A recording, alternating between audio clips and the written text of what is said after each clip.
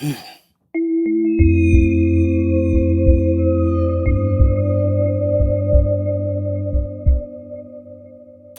and welcome to haQ. My name is Jakob. I'm your host and you're watching a haQ episode. In this episode, I'm gonna convey some of the responses that we've received from Fabfilter about their plugins. One question being related to the fact that a lot of current users or previous users did previous purchases of the Pro series plugins from Fabfilter inside Aria, how they now have to pay a second time for the same plugins. It turns out that a response was sent to one of my viewers who was kind enough to post that response as a comment on my video where I'm purchasing this pack. So I'm gonna read that out for you. We don't like this situation either, but unfortunately we cannot offer you a discount on the audio unit plugins. We would always do this if we have full control over the purchase process, like we do for our Mac PC offerings. But the App Store on iOS simply doesn't give us the ability to give custom discounts to existing users. We don't even know who bought the in-app plugins in Aria since Apple doesn't give that information to anyone. Okay, so it looks as if they're not able to, well, it looks like Fabfilter aren't able to track the purchases from within Aria. So it looks as if they would give out discounts if they had some way of tracking the purchases. But the App Store doesn't provide them with the necessary information. Why? That's great, Apple. The second thing I want to talk about is the way that all of these plugins have a sidechaining feature, meaning you're able to control some elements inside the plugins by sending an external audio signal into it. The problem is that since these are audio unit extensions, there are no systems implemented inside the DAWs for doing this. So they're not working right now. There's no way to utilize them. Yesterday on the iPad Musician group over at Facebook, me, Jason Donnelly from iPad Loops, and also Erinsky Easy did a lot of brainstorming about this. We were trying to figure out ways of actually making this work. We talked about workarounds, but in the end, I wrote to Fabfilter about this and I asked them if they would do anything about it.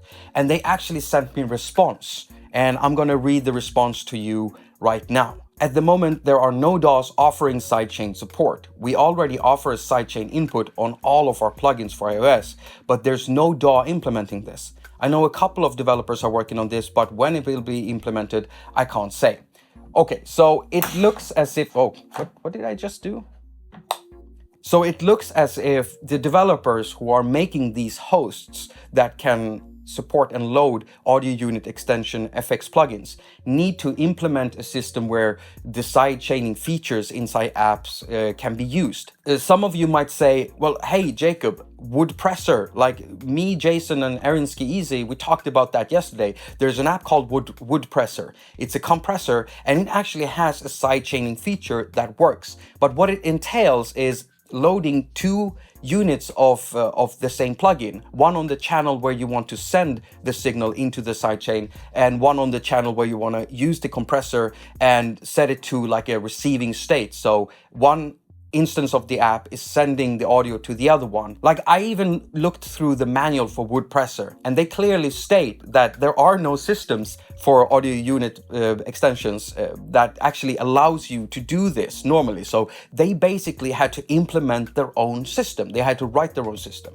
So I hope that developers making these DAWs in the future gets going on this particular thing, because I've always thought that this was somewhat, lacking.